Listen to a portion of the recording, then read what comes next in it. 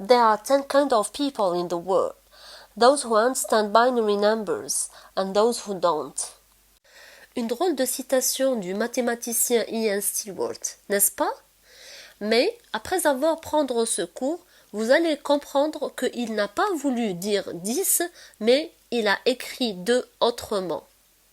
Dans le cours passé, on a vu que l'ordinateur est un ensemble de circuits électroniques. Mais comment ces circuits arrivent-ils à calculer et à comprendre le langage humain?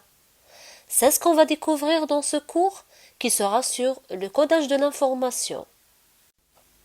Dans ce cours, on va découvrir les différents systèmes de numérotation ainsi que les règles de passage d'un système à un autre. Par la suite, je vais vous présenter le code ASCII ainsi que les unités de mesure de l'information. À la fin de ce cours, vous serez capable de faire la différence entre l'information et sa représentation. Aussi, vous allez prendre conscience des différents systèmes de numérotation et comment coder les chiffres et les caractères en binaire. Ce qui est sûr, c'est que les ordinateurs ne comprennent pas les chiffres et les caractères tels qu'ils sont. En quelque sorte, ils doivent traduire pour pouvoir comprendre. Mais traduire en quoi? C'est important de savoir que cette opération de traduction est appelée le codage de l'information et que le langage compris par les machines est le langage binaire, qui est le 0 et le 1. Probablement, vous avez déjà entendu parler du binaire, mais ne paniquez pas si vous ne savez rien sur le binaire, puisque vous allez tout comprendre à travers cette vidéo. Avant de vous expliquer c'est quoi le binaire et comment fonctionne-t-il, laissez-moi vous présenter quelque chose qui peut vous étonner. On peut facilement deviner que dans ce cercle, il y a 5 téléphones. Alors, ça c'est l'information qu'on a tirée après avoir vu cet écran. Maintenant, cette information peut être écrite en utilisant ce symbole des chiffres arabes, ou celui-là des chiffres indiens, ou ce dernier des chiffres romains. Donc, pour la même information, on a 3 représentations différentes. Durant l'histoire de l'humanité, beaucoup de symboles ont été créés pour représenter les valeurs. Chaque civilisation a créé ses propres symboles, comme on peut constater sur ce site. Là où on voit des traces de différents symboles de nombres laissés par des civilisations anciennes comme l'Égypte, la Grèce, la Chine et les Mayas. Il faut mentionner aussi que les chiffres actuellement utilisés sont des chiffres indiens qui ont été développés par des musulmans. En préparant cette vidéo, j'ai découvert la façon la plus drôle pour l'écriture des chiffres, en base 20 et qui a été utilisée par les Mayas. Tout comme il y avait différentes écritures des chiffres, il y avait aussi différentes bases. Mais qu'est-ce qu'on veut dire par base? Une base, c'est le nombre de symboles élémentaires qu'on peut trouver dans un système de numérotation. On utilise seulement ces symboles-là pour représenter toutes les valeurs possibles. Par exemple, dans le système décimal ou encore base 10, on trouve 10 symboles différents. Dans le octal, il y a 8 symboles différents. Et dans l'hexadécimal, il y a 16 symboles. Alors, je pense que vous pouvez deviner que dans le binaire, il y a seulement 2 symboles. Il est strictement interdit d'utiliser d'autres symboles pour représenter les valeurs, à part ceux qui sont autorisés par la base.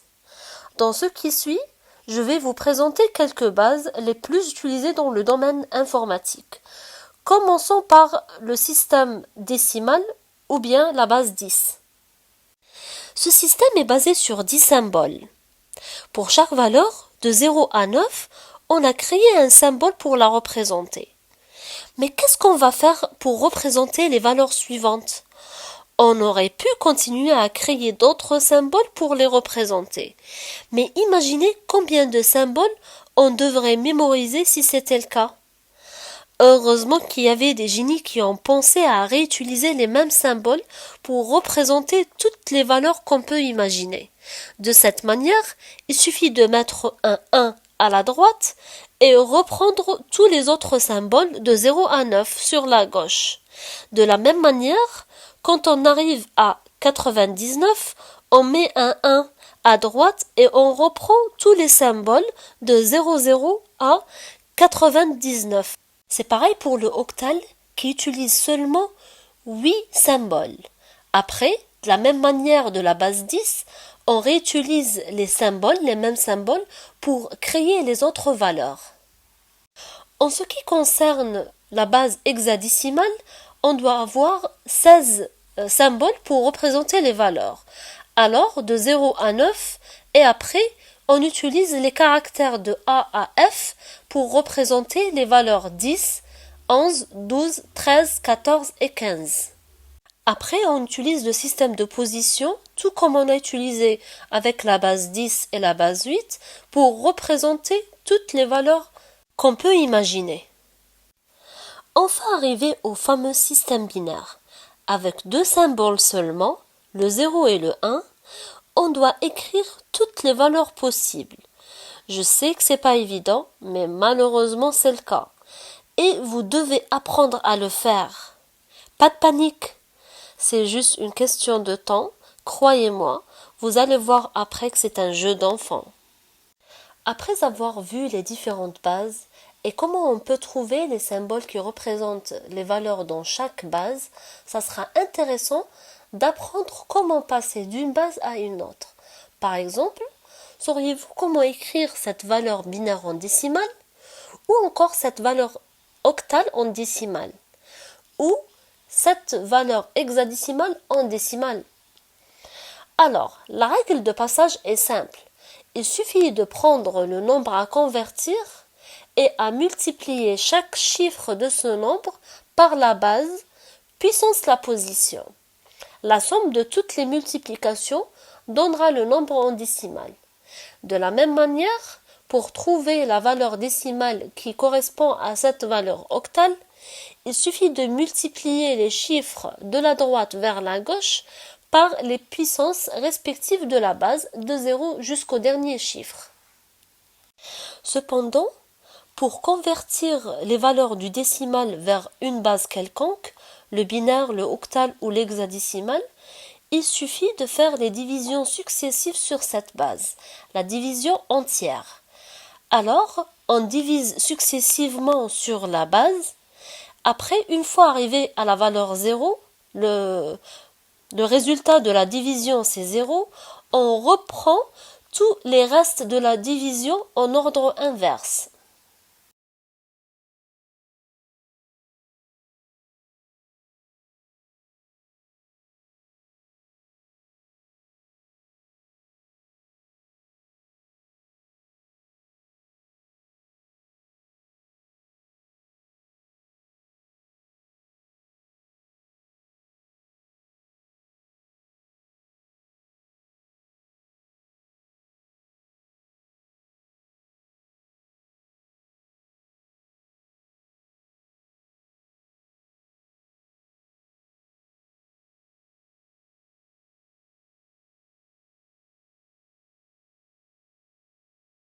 Convertir les valeurs binaires en octales est aussi possible.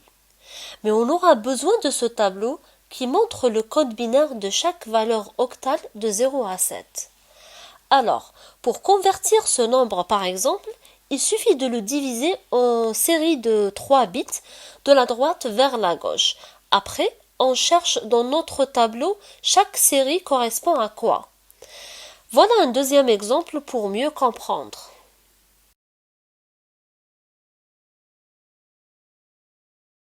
Ça sera pratiquement la même chose pour convertir un code binaire vers le hexadécimal, sauf que cette fois-ci, on aura besoin de 4 bits. Donc, on divise le code binaire en série de 4 bits au lieu de 3. Comme vous pouvez constater dans les deux exemples suivants. Cependant, pour faire l'opération inverse, c'est-à-dire convertir les nombres octales en binaires, il suffit de chercher dans la table le code binaire qui correspond à chaque chiffre et on aura le nombre octal équivalent. De la même manière, On peut trouver le code binaire correspond à une valeur hexadécimale en cherchant le code binaire de chaque chiffre hexadécimal dans le tableau. Un exemple est toujours bénéfique et donc je vous présente ces deux exemples. Maintenant qu'on a vu avec détail comment coder les nombres en différentes bases généralement et en binaire particulièrement, la question qui se pose naturellement est: quoi pour les caractères? Comment la machine fait-elle pour comprendre et traduire les caractères? Alors, c'est simple. On a créé quelque chose qui ressemble au dictionnaire, qui contient tous les caractères et leur traduction en nombres. Comme vous pouvez voir sur ce tableau, ces nombres sont exprimés en plusieurs bases: octale, hexadécimale et décimale. Ce dictionnaire s'appelle la table ASCII. Un exemple est toujours plus clair. On cherche le code binaire du mot smile, comme suit.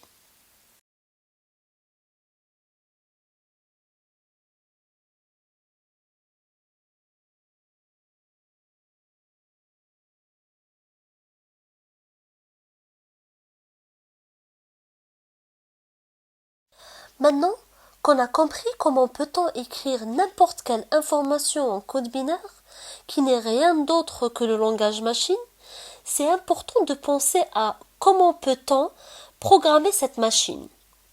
Alors, si vous êtes curieux de le savoir, il suffit de me suivre dans la prochaine vidéo. C'était Boussalim Nasser avec vous pour la réalisation et la présentation de cette vidéo. Merci pour votre attention.